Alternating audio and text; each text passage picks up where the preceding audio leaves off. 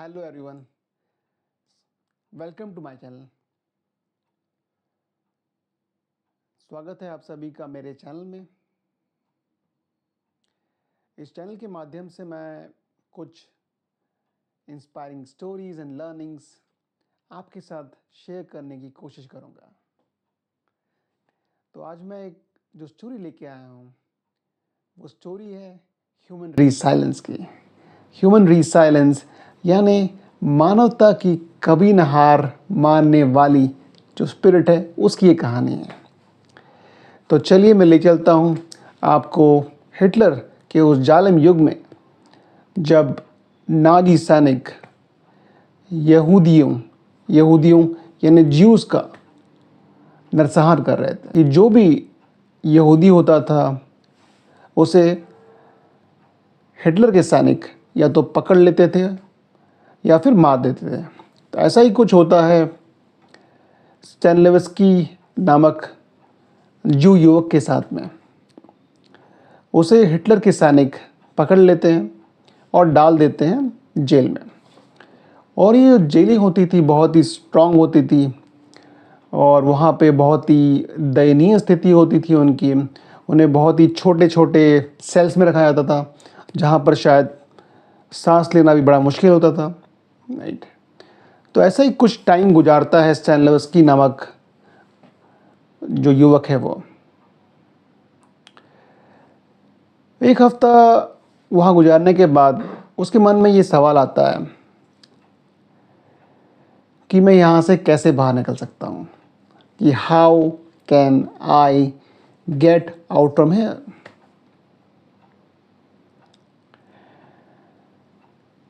And वो ये सवाल जो है अपने बाकी जो ज्यूज़ कैदी साथी होते हैं उनसे भी करता है, लेकिन सब उसको मना करते हैं। उसे कहते हैं कि इम्पॉसिबल है, अगर तू पकड़ा गया या फिर मालूम पड़ गया सैनिकों को तो वो तुझे बहुत टॉर्चर करेंगे एंड उसके बाद तुझे मार देंगे।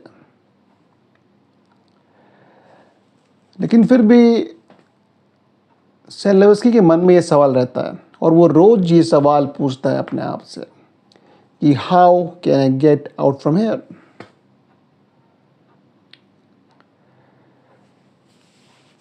तो देखिए, सवाल पूछने का बेनिफिट क्या होता है कि जब आप बार बार कोई सवाल पूछते हैं तो हमारा माइंड जो होता है वो कहीं ना कहीं उसके जो आंसर्स हैं उसको ढूंढने की कोशिश भी करता है। तो कहीं ना कहीं न्यूरोलॉजिकल जो कनेक्शंस जो बोलते हैं वो हमारे माइंड में फॉर्म भी होते हैं इसके लिए। तो एक दिन क्या होता है कि स्टैनिस्लवस्की देखता है कि एक डेड बॉडी ट्रक आया हुआ है। तो क्या होता था कि बिकॉज ये जेल था, कंसंट्रेशन कैंप था, यहाँ पर बहुत सारे लोग की मृत्यु होती थी बिकॉज ऑफ टॉर्चर। और उन्हें क्या करते थे वो लोग, एक ट्रक में भर के, जैसे भरते हैं कचरा वैसे ही एक के ऊपर लाद के वो ले जाते थे। तो स्टैनिस्लवस्की देखता है कि ये डेड बॉडी ट्रक जो है वो आया हुआ है और ये भी देखता है कि कुछ जो डेड बॉडीज़ है उसके अंदर डाल दी गई हैं और कुछ जो डेड बॉडीज़ है वहाँ पे बिछी हुई है नीचे ज़मीन पर। स्टैनिस्लवस्की वहाँ वेट करता है और जैसे उसे मौका मिलता है वो फटाक से अपने कपड़े जो है फाड़ देता है पूरे के पूरे एंड लाश बन के लेट जाता है। तब हिटलर के सैनिक आते हैं, जो मज़दूर हैं वहाँ पे काम करने वाले, और वो उसे डेड बॉडी समझ के अंदर डाल देते हैं और उसके ऊपर जो है और भी डेड बॉडीज़ डाल देते हैं। स्टैनिस्लवस्की के ऊपर जो है डेड बॉडीज़ होती हैं और डेड बॉडीज़ से बहुत बदबू आती है, बास आती है, और कुछ में शायद जो बोलते हैं ना कीड़े, वो भी शायद रेंगते होंगे। और वो बड़ी मुश्किल से सांस ले पाता है। फिर कुछ देर के बाद क्या होता है कि गर्र करके आवाज़ आती है और ये आवाज़ थी गाड़ी के इंजन के स्टार्ट होने की। और ये आवाज़ गाड़ी के इंजन की स्टार्ट होने की नहीं, बल्कि स्टैनिस्लॉवस्की की उम्मीद की। स्टैनिस्लॉवस्की का जो क्वेश्चन था कि how can I get out from here, उसका ये जो आंसर है वाली कड़ी जो है वो ये थी। फिर वो ट्रक चलता है, जितनी भी डेड बॉडीज होती हैं उसे वो लोग डंप कर देते हैं बाहर। लेकिन स्टैनिस्लॉवस्की वेट करता है। उसे डर था कि अगर हिटलर के सैनिकों ने देख लिया या पकड़ लिया दोबारा तो मुश्किल हो जाएगी। तो वो वेट करता है रात होने का, और जब बिल्कुल भी आवाज़ नहीं आती वहाँ पे, बिल्कुल सन्नाटा होता है, तब वो एक एक करके अपने ऊपर से डेड बॉडीज़ हैं उनको हटाता है और फिर वो दौड़ लगाता है वहाँ से अपनी आज़ादी की, और ये दौड़ता है 25 मील तक।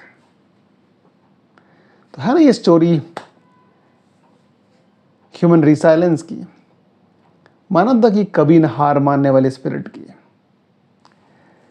तो इसके लिए एक जो लर्निंग है, इसमें ये सवाल आता है कि स्टैनिस्लॉवस्की ही क्यों भागता है, बाकी लोग क्यों नहीं भागते। तो इसका एक पर्सपेक्टिव ये आता है कि स्टैनिस्लॉवस्की जो है वो अपने आप से ही सवाल पूछता है कि how can I get out from here,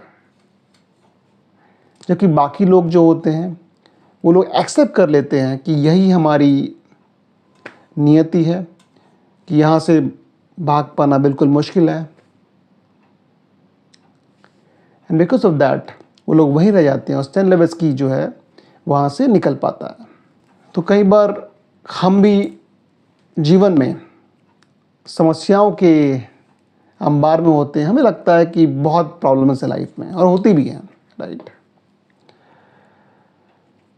तो जब भी हमें लगे कि बहुत प्रॉब्लम्स हैं, कुछ सोल्यूशन नहीं आ रहा है, तो हमें बस इतना करना है कि स्टैनिस्लॉवस्की को याद कर लेना और ये पूछना है अपने आप से कि मेरी जो सिचुएशन है क्या वो स्टैनिस्लॉवस्की से भी खराब है, और अगर नहीं